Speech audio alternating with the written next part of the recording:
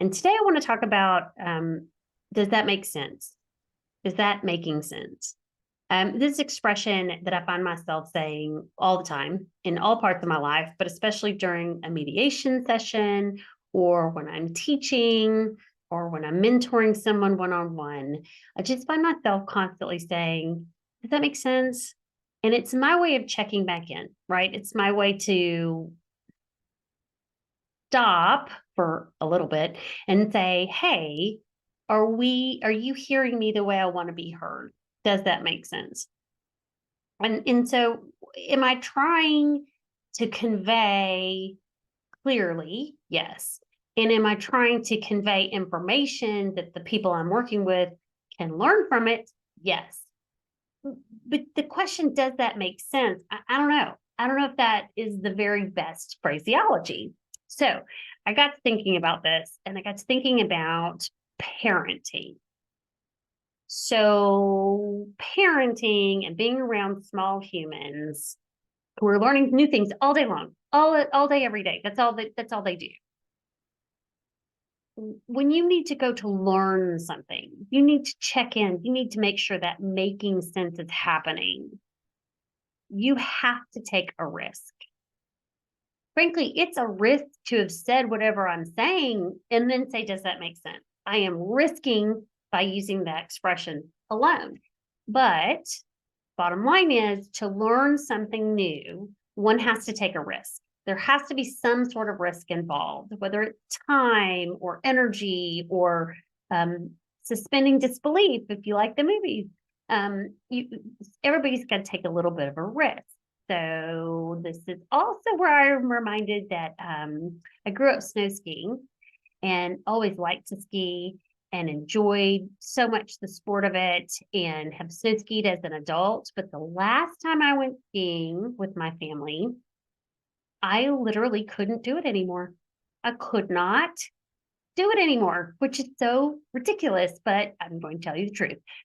I went up to the top of the mountain and I got off the ski lift. No, I did not fall. I got off the ski lift and I stopped and I looked down and I'm like, I now have to throw myself by choice down this hill and control my fall as I go down and feel confident in my ability to do it.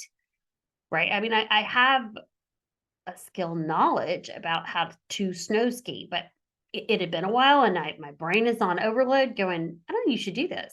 I mean, because if something happens, then all these things are going to be a problem. And if you get injured, then all these things are going to be a problem. And what if you aren't really in control and you cause someone else to be hurt? And I mean, my brain was just on overload.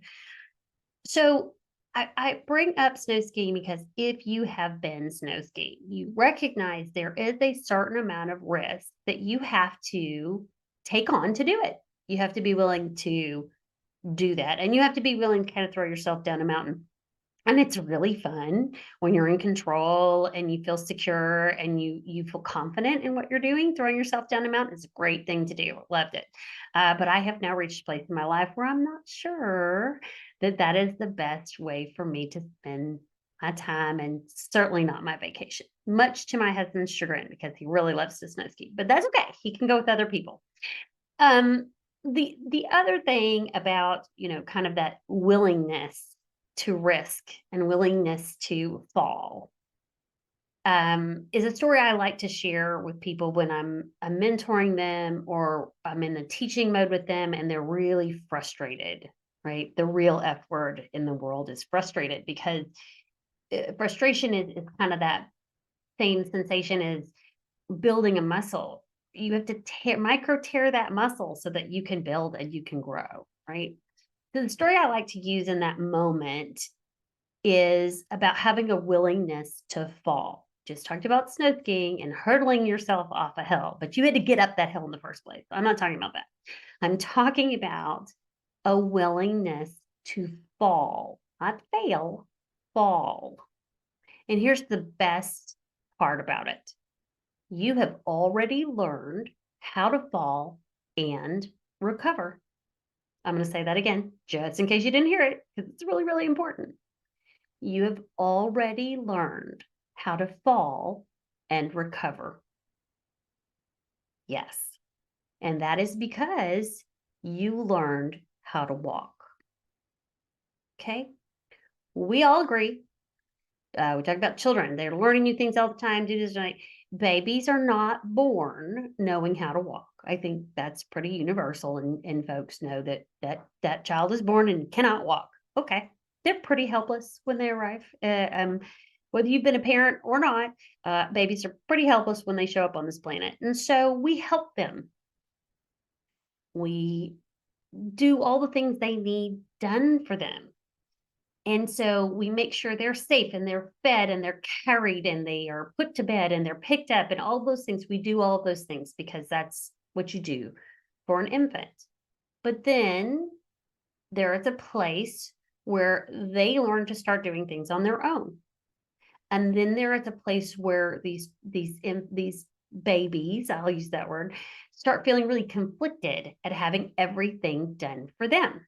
And they want to learn something new. They're ready for the next. And so they start moving those little bodies around and they figure out how to roll. And then they figure out how to scoot. And then they figure out how to crawl. And as a parent watching that, it's just amazing. It is absolutely amazing to watch a kid, a little, I can't do anything for myself, all of a sudden to start to figure these things out. And frankly, you don't really you can't teach them how to do this. They kind of teach themselves by watching you. So they're rolling and then they're scooting and then they're crawling and it's really cute and they can't get that far that fast and everything's cool. But the really scary moment happens when they start to learn to walk. So babies learn to pull up to standing before they learn to walk. So in this moment of going from being in a flat, prone position to upright and on 2 feet, they're imitating their parents in standing because they have watched people around them stand on 2 feet. So they figure, hey, maybe I should try and get on my feet. And then they start pulling themselves up and they fall a lot. They fall a whole lot. And there are kids of a certain age that just all have bruises on their foreheads. And no, it's not child abuse. They are probably just falling a whole lot because they're learning how to stand. And then they kind of figure that out. And then they might cruise, right? They're still holding on to something and figuring this walking thing out. And while they're doing all of that, every time they fall, they learn a little something, and it's a learning experience. And so one of the coolest things that I learned along the way is that ultimately to walk on your own 2 feet, you have to fall forward while swinging one leg forward, and then the other leg swings forward to catch that fall. Okay, let me say this again. To walk on 2 feet, you go from holding balance on 2 to picking one foot up and swinging forward into a fall, landing, and the other foot comes forward and lands again. You have to willingly fall to walk. And the best part is we learn to catch ourselves when we fall. We fall all the time. We fall forward all the time. And we've been doing it since we were babies, right? It's fabulous. Do not be afraid of falling. You do it all day, every day. You already know how. You've already learned how to recover. So when you get into situations, this is called, let's talk about conflict. You get into a conflict situation and you're so afraid to fail, F-A-I-L, but you're also afraid to fall by making the first concession or making the first offer of solution or whatever it is. You're concerned that you will fall because you went there. Okay, it's okay. You know how to recover. You also know how to recover. This is a really great thing.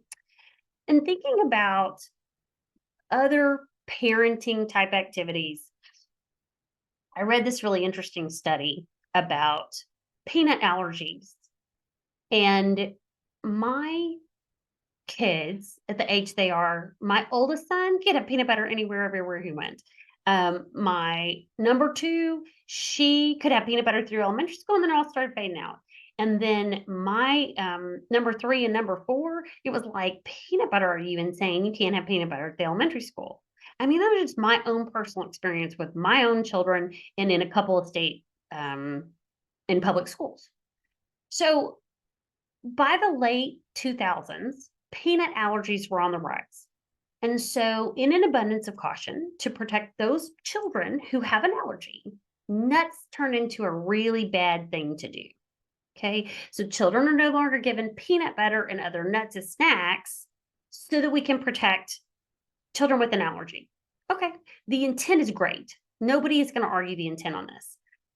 So, what's interesting is that the findings for nut allergies in children continued to increase. So here we take steps and say, no, don't expose them. Don't let them into the schools. Don't have this around. But then the nut allergies are increasing. That doesn't really make sense to me. Okay. But I'm not a scientist, right? I'm just reading the study. In 2015, a study conducted by a group called LEAP, L-E-A-P, which stands for Learning Early About Peanut Allergy, was conducted. Okay, so this was in 2015. The study was conducted by the group called LEAP. And you can look this up. I'm not making this up. They did a study where they recruited a group of 640 infants who were at high risk for developing a peanut allergy. And they determined the high risk somewhere along the lines of if they had eczema or if they had a sibling that had an allergy already to peanuts, those sort of things. And so that's how they identified this group of 640 infants that they recruited.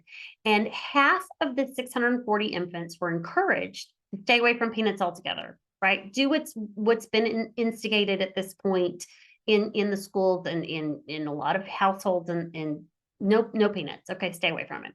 The other half of these infants were given a very specific peanut snack that was developed by the group and given to the child 3 times a day. Okay, so exposure, non-exposure.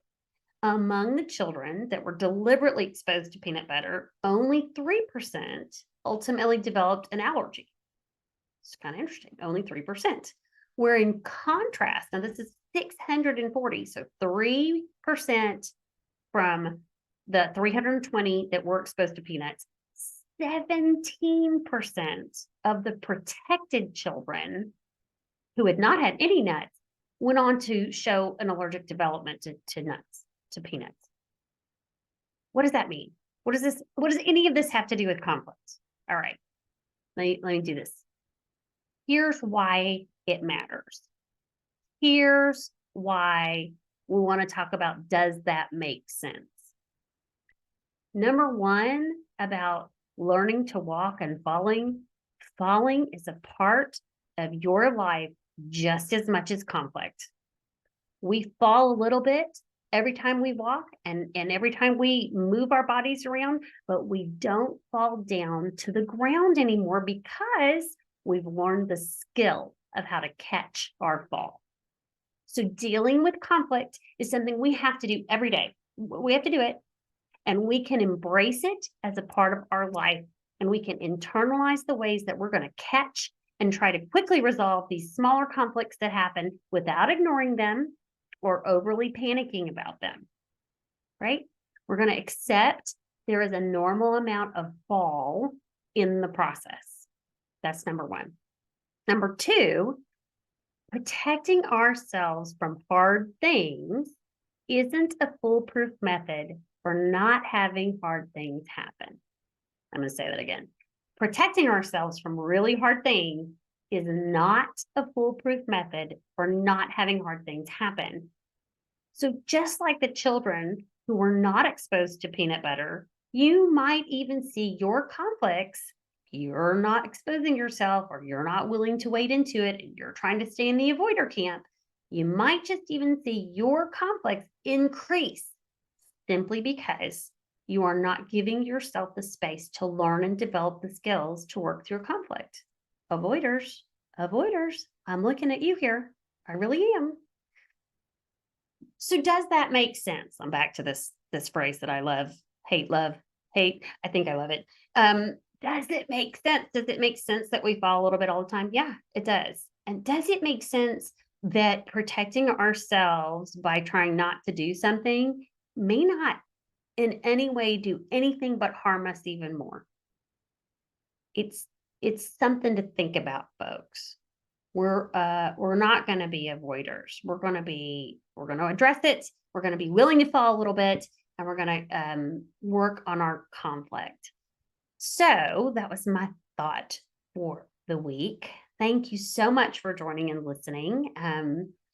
You can find us on letstalkaboutconflict.com. You can find us on Instagram at the same handle, and you can email at info@letstalkaboutconflict.com and let us know what you want to hear about. Working on expanding out and bringing more people on the show. I know you guys had to love Kaylee Dunn. If you haven't heard the last episode, the one before this one, please go listen to it because she's amazing. And I'll get some more of my friends to come talk to you about conflict in the internal, external, and the willingness to fall and the willingness to be a little vulnerable and not overprotected of ourselves. Not to say that you should go out there and hurt yourself, but we do have to have a little bit more openness to get the job done. All right. So with that, we will see you down the road.